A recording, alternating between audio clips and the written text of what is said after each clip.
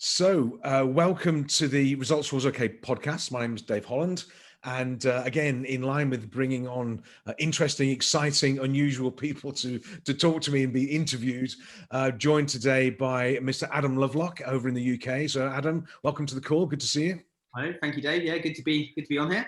And how's the weather over there? It's always obviously 30 degrees, blue sky, sunshine down here, but we've seen a bit of sun today for the first time in a couple of weeks. So wow. Yeah, that's a positive. This must be to do with Brexit and Donald Trump, I take it. The sun's coming out everywhere now, is it?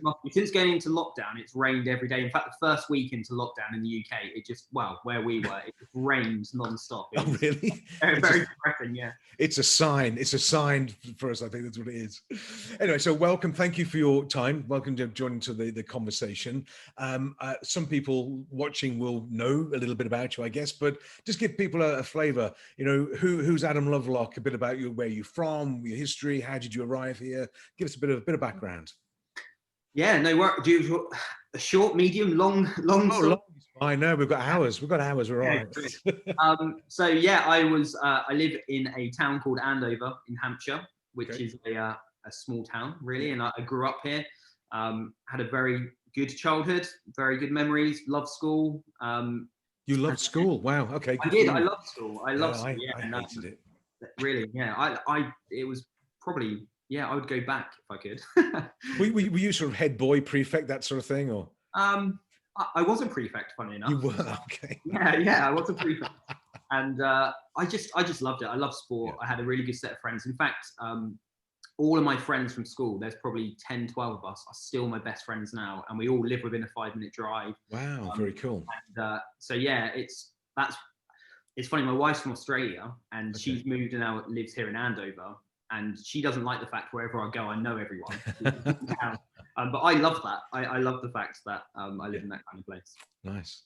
So yeah, and then I suppose context for this conversation, I don't know why, but when I was younger, if people asked me what I wanted to be or what I wanted to do, my stock answer, I mean, I was young at the time, was always, I want to run my own business and be a millionaire. I didn't really know what that meant. No, sure. And I'm sure later on I get onto the fact that I don't really think that's what I'm necessarily shooting for now. But that's what I always thought. So when I left school, I went to college. The natural progression felt like studying business studies. So I studied business studies. I remember very early on, possibly even the first day, someone telling us all the different kind of areas of business you can work in. Mm-hmm. Accounting didn't really sound like it was for me. Operating didn't really sound like it was for me. Accounting's not for anybody, but anyway, don't just me. We'll get shot for that now. You watch. Possibly not. And then they mentioned marketing, and I don't think at this point I'd ever heard of marketing before, but they kind of explained the function of marketing. I thought, actually, that sounds probably, if there's anything in business which sounds like it would be for me, that's probably what it is. So finished college, ended up going to university and studying marketing. Okay. So I kind of knew I had this interest in it. I was intrigued by it. Still am today, I suppose. I'm still really intrigued by marketing and the developments and everything that's going on. Mm-hmm. Studied a degree, come out of university and had a job as a marketing manager for a business here in Andover. Mm-hmm. And there I met my first business partner, still my business partner today, funny enough. So this is going back probably 12, 13, 14 years ago. Wow, okay. And we founded a few different businesses. Actually, our first one was building wedding websites. Okay. People getting married, building websites for them. And at the time, everyone's like, that will never work. People won't have websites for their weddings. And we probably listened to them too much and stopped. Right. And, now I think most people have a wedding website. Yeah, as I say, it's quite contemporary now, isn't it, by the sound of it? But only know because our youngest got married sort of reasonably recently. But yeah, okay, so now it's come back into form now. Yeah, well, we ended up kind of stopping doing that, but actually, some people have sold out, big businesses doing it, linking all the list, the list, retailers and stuff. Yeah. So yeah, we started doing that, and then we stumbled across a piece of software from Australia, which was a all-encompassing marketing software. Essentially, it was probably like HubSpot today. It was for its time, it was incredible. Yeah. So we white labeled it here in the UK and started selling it, and it was going pretty well, and we were still working, had another job at a time, so it's a kind of side project. And probably about 18 months into that, Adobe bought the software, and we naively didn't kind of realize that we didn't really have rights to anything. And Oops. Yeah, so a good first lesson there. Yeah. And so at this point in time, we then thought, well, actually, let's develop our own email marketing software, Yes. which we did. And it took longer and cost more money and all those things that people tell you when you build your own software. There you go. Which was called Astonish Email, and we still own and run that business today. Okay. So that business is probably a good 11 years old now. Okay. And that was probably when we really started to learn the lessons of business. And it's been good reflecting on thinking about what to talk about today, actually. So with that business, we built the software.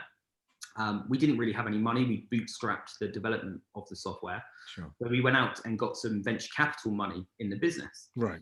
And we went through the whole pitching process and speaking and all those different kind of things. Yeah. And we gained an investment into that business at a really early stage. In fact, the software probably wasn't even on the market at the time we got the investment. Okay. Which was all very, very exciting. Yeah. We both gave up our jobs, worked full time in the business. And I suppose going back to what I was thinking younger I wanted to do, which was to build this massive business, scalable thing, and sell it for millions, etc. I was probably on that journey. So it kind of yes, okay. That's what I was aiming for. Yeah. And we soon learned so many. I mean, I went to university, but actually my university in business was that 2-year period after gaining the investment. Yes, absolutely. Incredibly painful. We realized very quickly that we just couldn't do it. Like as enthusiastic as we were, the money that we gained and the time that we had to try and build this business, we just couldn't do it. It was the product was either free or cost £25 a month. And, we just, to find enough customers to bring in the revenue to actually support us just wasn't going to work. Right. So luckily and I suppose taking a word from this year, we pivoted. Yes, there you go. There's a new word. We've learned this word now, haven't we? It's a good word for us. Yeah, pivoted. We did. And what we found was there was a particular big brand who had 3 or 4 of their franchisees using the software. Right. Now, I didn't really know what franchisees were at the time, but I remember just looking, thinking, I find it really odd that this big brand I know are sending emails that look completely different. They're using different logos. They're using different colors. Yeah. So I started looking into franchising a little bit and saying, well, why is this happening? Stumbled across the size of the franchise sector, and we ended up tweaking the email marketing software for the franchise industry. Ah, okay, got it. So that was your sort of lead into the franchising world. Yeah. Right, so it's purely by chance, really. And so we built the model that a franchisor could have a master account, control the branding of the email templates for franchisees. Yeah. And we then launched into the franchise sector. And I remember thinking to myself, I want to find a partner in the franchise sector, maybe a marketing agency in the franchise sector who we could partner with to launch the software. Yes. I came across Sarah Carlisle, who's the founder of Coconut Creatives. Ah, no, the loop closes now. The loop closes. Yes. And we ended up partnering with Coconut probably for 18 months, and they introduced us into some clients, and we built the software into the franchise world. Okay. And that pivot got us to, it was a completely different business model to what we gained the investment in. Sure. And it changed the business massively. Okay. However, we survived, which we wouldn't have if we hadn't pivoted. Yes. And I suppose then cutting a long story short, over the course of the next 5 or 6 years, the businesses merged together. So Astonish become part of Coconut. I now own and director of Coconut Creatives, which owns Astonish, and that probably closes the loop completely, I suppose. Right. Okay. So, but that means I'm always intrigued about people's journey. From idea to startup to investment, and regularly, it doesn't end up the way they thought it was going to be. For good reasons as well. But I mean, top lessons there. What your greatest lessons? You've been through, maybe burnt a couple of times, but any lessons, particular top tips from that initial journey? Yeah, well, loads. And I think it was a really painful time, gaining that investment and the excitement at the start to going through a 2-year period where you realize your dream just couldn't work. That whatever we did, we couldn't make it work. Yeah. And I'm a really positive person. I suppose one lesson is that it's fine being really, really positive, but you also need to know when something isn't going to work. Because we could have you see a lot of things, don't you, about it's all about having a positive, you keep believing this is going to happen, if you keep working hard and all of those kind of things, it will work. Yeah. But this wasn't going to work. No, sure. Yeah. The cash was burning each month. It just wasn't going to work. Yeah. So I think we learned that quickly. The pivot was massively important. Yes. Okay. And there were just so many things. It was a really painful experience all in all. And funny enough, thinking back to it now, I don't think I've really reflected back a lot to that 2-year period. Right. It took all of my enthusiasm out of business, really, that I had coming out of university and wanting to be a business owner. It was really tough, but learned so much stuff which has put me in good stead now. I think the thing is, one of the things that I see is for people when they start a business, have an idea, or then they have a dream and they hold on to that dream forever. And there's got to be a point. Sometimes it comes true, and away you go, you can adapt and change. But sometimes I think, as you did, you get to the point where you have that realization, this ain't going to work. We can have a dream, but it's over here somewhere, and letting go, stopping or adjusting. A lot of people don't do that, but I think that's observation wise, that's probably one of the big literally turning points into your career, I guess. Yeah, and what was really great, actually, so the investment company that invested in our business was a big EIS fund, and over the past 10 years, they've invested in, I think, 150 early stage companies in the UK. They're one of the biggest early stage investment companies in the UK. Right. And the relationship with them turned quite sour. We had an investment director who was, when I look back on it, he was wrong, and he led us in wrong directions, and he was really harsh in board meetings. He used to swear at us, and it was a terrible, but I just assumed that's how business was, I suppose. Like, yes. Welcome to entrepreneurship. Lovely. Yeah, and we used to have board meetings in London every month, and I wouldn't sleep the night before. I just reading it, and it was awful. It was really painful. I actually had a conversation with someone from the fund the other day, who just wanted to kind of catch up and find out where we were. And I kind of said to him, look, I know we've pivoted so much that the business is very different than what you invested in. Yeah. He said, well, you should be really proud, because out of the 150 investee companies, there's only 22 that are still going. Really? Blew my mind. Interesting. And, so probably what I looked back on as being probably a failure in my head. We failed to do what we were going to do.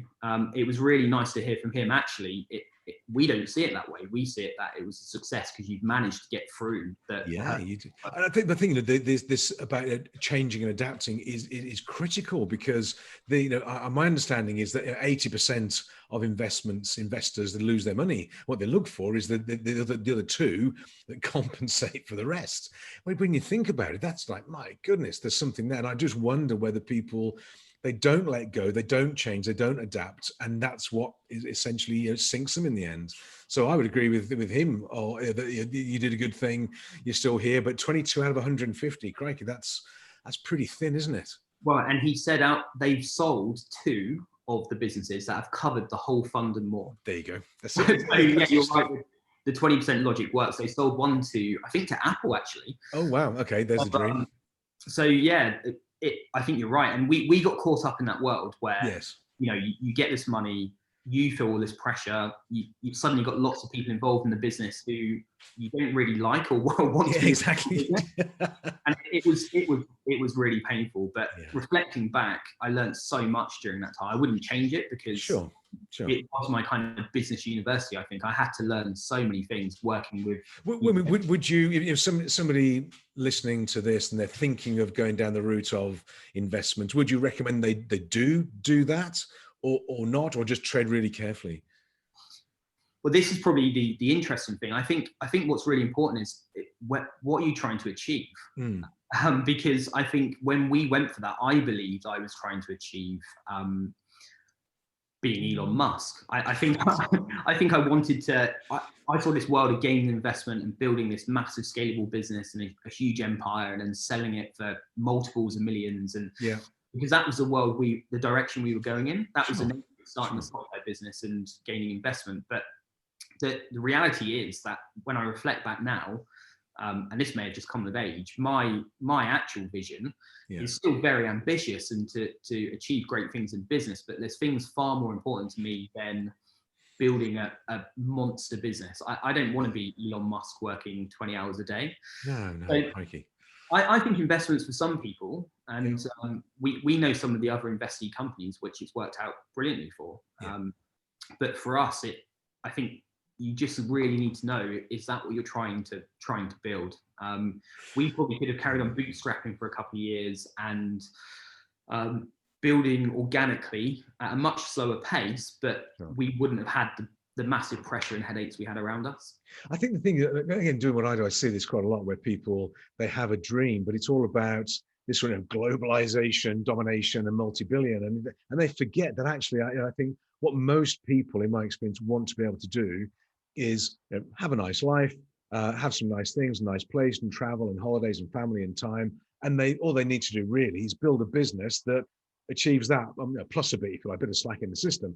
But they lose sight of the vision, and their why, their purpose is not aligned. And it's something that I've learned in my career as well, that we've figured out we're doing this for a reason. And the reason is us, family, and everything else. That's a real reason for it. But at least you found out, you discovered that early enough, for the sound of it.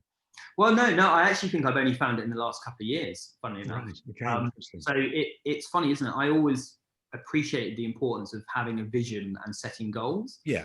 But I was always terrible at it, and I couldn't really understand why. And I think I had this skewed belief that I always said to everyone when I was younger, probably at 12, 13, I want to build a massive business, and that was what I believed I wanted to do. Yeah. So I think when Astonish and the investment didn't go so well, I suppose I was probably quite lost for a while, and obviously got involved in Coconut and running Coconut, but we always had goals, but I don't think I ever aligned them back to my vision. Yeah, exactly. And I used to read books and listen to podcasts about goal setting and all these different kind of things, and I couldn't work out why it was so complex. And exactly, it's not complex. We think it is the easiest thing in the world, actually, when you get it in the right system. I remember when we were looking for, for what we do. This is some years ago, and we were putting together, a vision board, a dream board, what we wanted. And Lynn did her bit, and I do my bit. And on mine was, similar to yourself, international travel and jets and Ferraris and all this sort of crazy stuff. And on Lynn's, it was little house in the country with a garden and a swing for the two boys. It's like, crikey, that was, and when you think of quality of life, and she was absolutely right. I mean, we built the business, all is good and all that sort of thing, but actually it's the swing in the back garden, it's their kids, it's that's the real why. So perhaps I figured it out maybe a bit later than you, by the sound of it. But anyway, we got there in the end.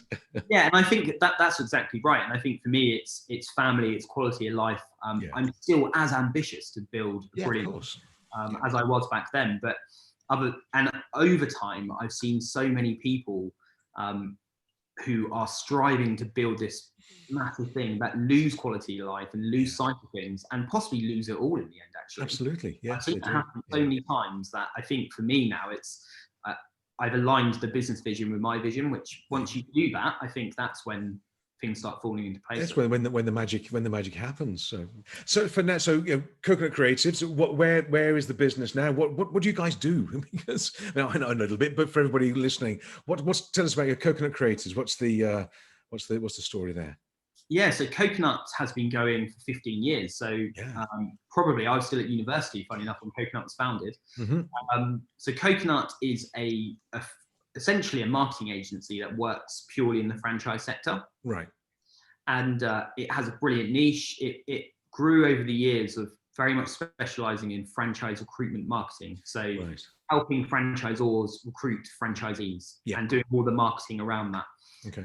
And we still do that. It's still a big part of what we do. Okay. And I think over the 15 years, Coconut's worked with 250 franchise brands in the UK. Wow. Okay. That's everyone from doing projects for people like McDonald's to children's activity franchises, lawn care. So I've worked with so many businesses in the sector. Sure. Has a really brilliant brand name. And I suppose since being part of Coconut, I've just been fully immersed in the franchise sector. Yeah. And it's just, as you know, you've been in it yourself, it's a brilliant sector. I mean, absolutely. Yeah. It's we're a marketing agency in the franchise world. And I think since me and Adam joined the business, because we came from a very digital background, we've taken the business from where it was to now looking at actually how can we use our digital expertise to essentially help franchisors and franchisees grow their businesses. Right. So we still do the franchise recruitment marketing, but a big part of what we do now is actually working with franchisors to implement digital marketing strategies through the franchise network. And right, so you're finding sort of clients or customers for franchisees now as well. Yes, Got it. yeah. Okay. So that's been the big kind of growth element in what we do. And just round the corner, what we're also working on with our software background is creating marketing software tools to help franchisors and franchisees. Right. Okay. Okay. There's a big gap in the franchise sector. It always amazes me. There's not many software providers out there that understand franchising and understand the opportunity of tweaking their software to work for franchise businesses. Yes. I think franchise, if you're not in the franchise world, it is some sort of dark art, not quite sure how it all works. And there's different dynamic and relationships and responsibilities and that type of thing. But that's your sort of heritage. But also, I think, the marketing as a subject is, again, just in my experience, hugely misunderstood by lots of people. They basically, they all seem to try and do it themselves. It's like you don't do your own dental work, do you? Well, you go to a dentist, for goodness sake. Why do you do your own marketing?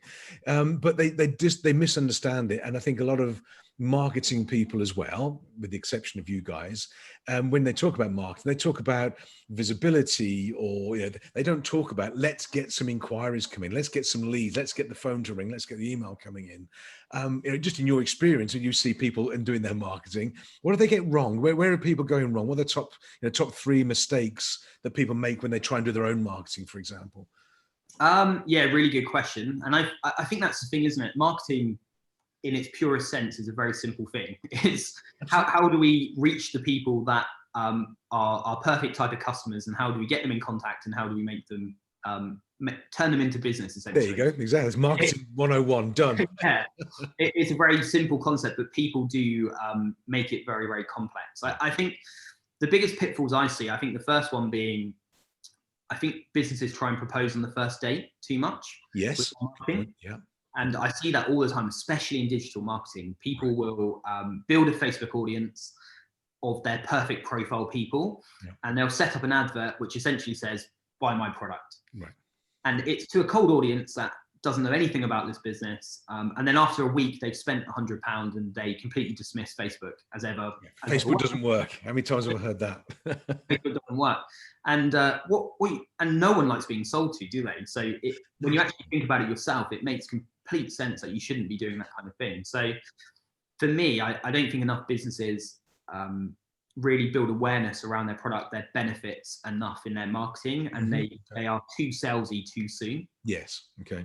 I think that's probably the first one. And then I suppose the next one is really, and it probably is similar, is not truly understanding your customers. Mm-hmm. Yeah. And by that, I think most people know, well, my customers are typically, they are female and they're aged between 20 and 40, and they like this and they like that. But the next stage of that is understanding their pain points, because if you understand actually what is it, what's the pain in someone's life that makes them need your product or service, then that transforms your marketing, and that then feeds into what I was saying earlier on. You use those pain points of your customers at the forefront of your marketing, and suddenly things start really transforming. So I think that's a big one.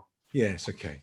I think the point you make about this sort of speed, they were dating too early, and we all sort of get this. I'm amazed on LinkedIn, for example. It's somebody sends you a connection request, and you're looking, and I'll accept it. It's okay. Then within like 10 seconds, it's, wow, can we sort out your website, your SEO, or it's Bitcoin or something? It's like, crikey, does that ever work? Does that ever really work? Because I just immediately turn off. I'm done. I'm out of it. And it's that sort of the journey. Marketing is at least for me, I think it's a process. It's a journey, not just a single event. Building that sort of relationship up with people. But you're so right. Yeah, they date too soon. I like that. They close too soon. Yeah. No, they definitely date too soon. And a good example of that, actually, a guy on LinkedIn, because you're completely right, LinkedIn's a perfect example of it. Those messages we all get, which are just direct selling the minute you accept a request. Absolutely. That's never going to work, but it's amazing how many businesses still do it. Yes. I accepted a LinkedIn request from a guy probably about a year ago, and he sent me a little video. Okay. And I thought, well, this is probably a stock video he sends to everyone. Yeah. But he hadn't. He'd actually read my profile.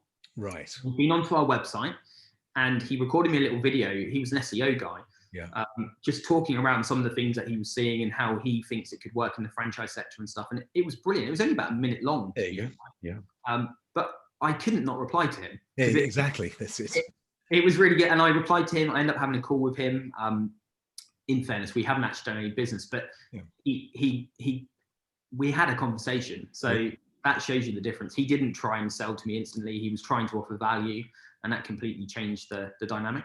It was again surprising me, but again, marketing people, any marketing types looking at this are going to be emailing me soon, I think. But too many marketing people, you see it, they say, we're going to get you, leads, we're going to get you clicks, we're going to get you inquiries. And I always wonder, it's not a lead, it's a person, isn't it? It's a person who sat there at their desk and they're just like all of us, and they're going to see something and go, that looks interesting. I'll click it. I'll button it. It's just a people. We forget that it's a person. We talk about leads and stuff like that, but we lose that humanity side of it. But that, a personalized video, fantastic. What a great idea. Very, very cool. Like that.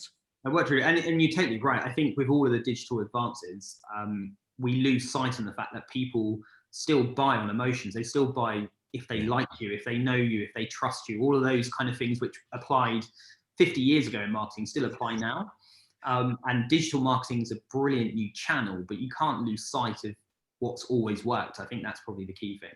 Do you think that we've lost sight of, with all this digital technology? My lad, John, he works in the business with us, and he's sort of testing out some apps and this sort of thing.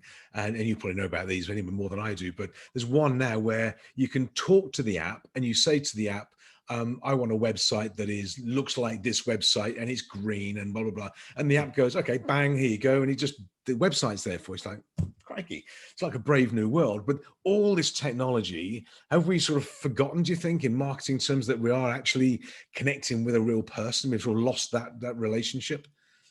I think so. Yeah, absolutely. And I mean, that's the stage of the internet we've just been through, I think. Yeah. So much of the, automation, email automation, for example, it's not bad. There's nothing wrong with automating a few emails to go to people, but you still need to pick the phone up, or you still need to have that personal contact, because no one just buys off receiving 12 emails. In fact, it probably has a negative impact more than positive. Exactly. Agreed. I think the stage of the internet we've gone through has led to all of these different softwares automating a lot of marketing, which I don't think completely helpful. I think the next stage we're going to go into over the next 10 years is going to be really fascinating, because I think the technology coming is going to try and enhance human relationships through technology more so than what we've seen. So AI, voice marketing, they're probably not there at the moment, but Siri will turn into the person we trust probably most in the world. Yeah, maybe. They'll learn about us. They'll know all our habits. I think virtual reality, again, is going to mean that you can be in a room but be fully immersed wherever you are. So I think the focus for the new technology is trying to bridge that gap. Yes. Okay. And also we've gone through now this remote working, Zoom-based situation now because of the lockdown, and hence you and I talking like this as well to a degree. But even when that is over, and it will pass, and it will be well, that we're not going to go back to how it was. I don't think. We're much more used to video screen.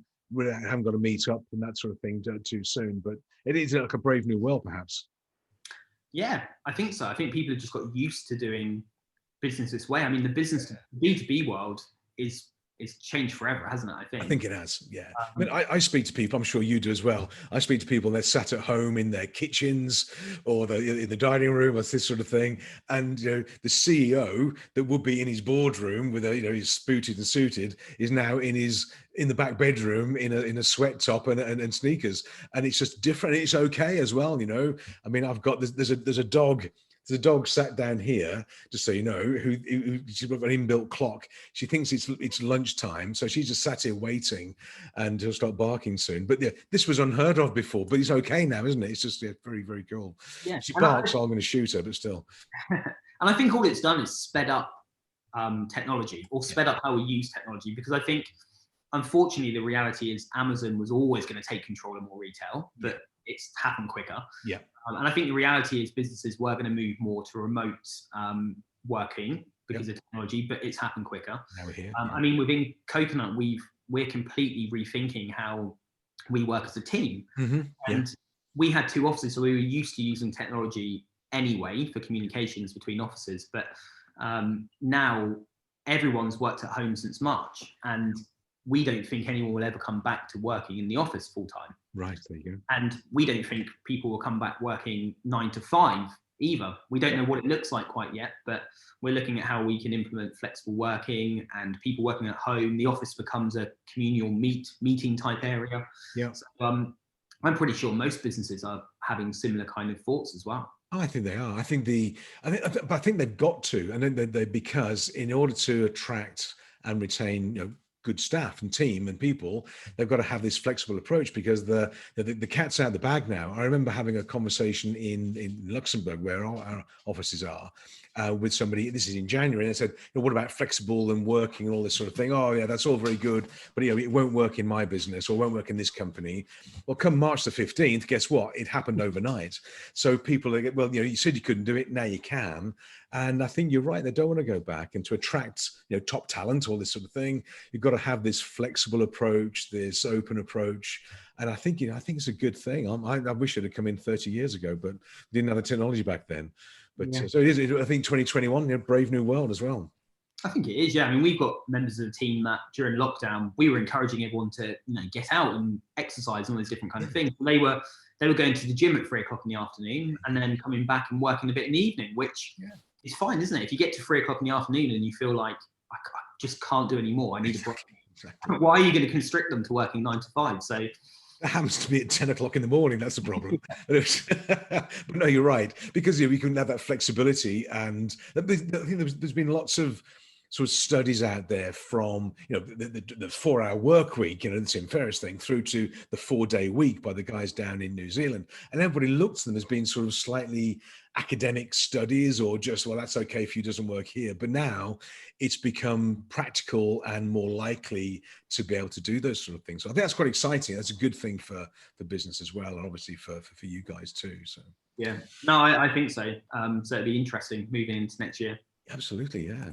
And so, people listening to this, it's a fabulous journey you've had. You pivoted, you've done all these sort of amazing things. Top 3 tips for business owners. There's no pressure here, but over your vast experience, successful experience, what tips would you give to people who are thinking either doing this or growing or developing? Where's the Adam Lovelock top 3 tips?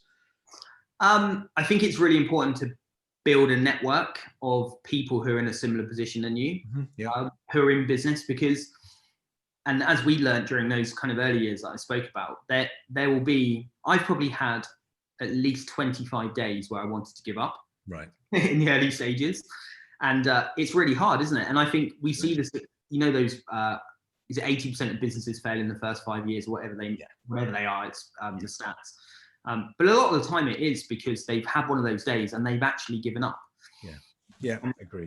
And it's really hard to keep going. But once you get through 5 of those days, it becomes a little bit easier. And then when you go through years and years, but you're never going to give up anyway, because you've done it too many times. So I think having a network of people you can talk to about those kind of things, and by that, probably not family as well, because I think family are looking out for you, and they may tell you to stop because they see you're stressed and all those kind of things. Yeah. I think having a network of people you trust around you who are also in business and understand what you're going through, it is really important. Clearly a coach would be a great person to have by your side. Of course, goes without saying, daveholland.com and that sort of thing. But no, absolutely. Yeah, but somebody, I think people on the journey with you are absolutely right. Yeah. So I think that's a big one. I think, like we spoke about, the vision. It's taken me a long time to align personal vision, business goals, all of those kind of things. But when you do, it really helps. And then once you have those vision and goals, I suppose, become obsessive with them. Yes, That's what I try and do now, in a healthy way, clearly. Yes, but exactly. Yes. I think things like, you know what your targets are, and just looking at them every day and having them on a board, and because the more you do that, the more they're just ingrained in your thinking, and you make decisions based on them, and all those kind of things. So absolutely. I think that's really important. And probably the last one is also being obsessive about your time. Yeah, good point. So obsessive about vision and goals, and also your time, and really just being truthful with yourself. I think in the early stage of business, and I think back to when we got the investment in Astonish, I remember going to IKEA with Adam and we bought loads of office furniture and then spent 2 days doing our office up. And we felt that was important. That was part of the setup process. But actually, the only thing that was important for us at that point in time was to go and win business. Yes, exactly. We've been sat on the floor in that office just trying to win business. Yeah. So I think even when your business gets more mature, you really need to think, is every minute of every day being spent on what I should be doing? Yeah. Is what I'm doing aligned with my goals and vision? Mm-hmm. And actually, and what can you outsource? What can you get other people to do? Yeah, good point. I've been on quite a journey of self-awareness of knowing what I'm good at, but more importantly, what I'm terrible at. Yeah. And I openly said this to the team about what I'm terrible at, and there was just loads of nodding heads. That smarts a bit, doesn't it? You go, we know. Yeah, you really suck at that. We know. Yeah, and they know that I'm the guy in the business who has lots of ideas, is creative, has energy, all those kind of things, but implementing that, I'm not so strong at. Yes, so, okay. Yeah. We've now built a business where I can take that role, and we've got people in the business who can take the ideas and implement them. So I think it's important to know what your strengths are. And if you're trying to do something that's not your strength, you need to find a solution to that, I think. Absolutely. Yeah, work around it or through it, but don't stop. I think it's an interesting point. I think everybody in business everywhere has bad days, I'm sure Elon Musk has tough days as well. And I see this when you sit there and think, that's it. I'm not having this. I'm going to go and drive a truck. I'm going to work at the supermarket, this sort of thing. But we don't. We bounce through. But I think it's got to be, we've got to be okay with that, having tough days. And you have great days as well, providing the good days outweigh the bad, then life is good. But everybody has them. It's how you deal with those, I think, is the key. If you quit too soon, then you never break through either. So, and as I say, I must have had 25 days where I wanted to quit, and something inside me meant I carried on. And well, nobody's going to hire you. You're unemployable, of course, so that's why. Yeah, exactly. But I think that's really important. I think, and everyone still has bad days, don't they? But the more of them you go through, the less likely you are to stop, I think. I think it just becomes part of it. It's like a confidence thing. You get a kickback or something happens, and it's not the end of the world, because we know the day after or next week something positive will happen. Provided we do the right things, it'll come back. But I think this being okay with this bit of a roller coaster ride is part of the excitement as well, though. But very good points, good tips, and thank you. I appreciate it. So people listening to this again, they've got to know a bit about you and what you do. How can people contact you or Coconut Creators? What's the best way to get in touch and having a conversation about helping out? So probably LinkedIn these days at this point in time is one of the best ways, isn't it? So Adam Lovelock on LinkedIn. They're welcome to email me at adaml@coconutcreatives.co.uk or visit our website, which is coconutcreatives.co.uk. Easy and straightforward. So yeah, it's been great. So look, Adam, really appreciate your time. Thank you. I know that we're sharing stories of new babies on the way and that sort of thing. That's for a separate conversation. But as I'm becoming a granddad in about 6 months' time, but all very exciting, but still. So thank you for your time. Really appreciate it. For everybody else listening in, please contact Adam. Say hello, say thanks for information, inspiration, and look at what the guys at Coconut Creatives do. And I'll be back in a couple of weeks' time with somebody else, equally fabulous to speak with, I'm sure. But for now, Adam, thank you. Have a great week, great weekend, and I'll speak to you soon. And for everybody else, bye for now. Thanks for watching. Thanks for listening. Thank you. Bye.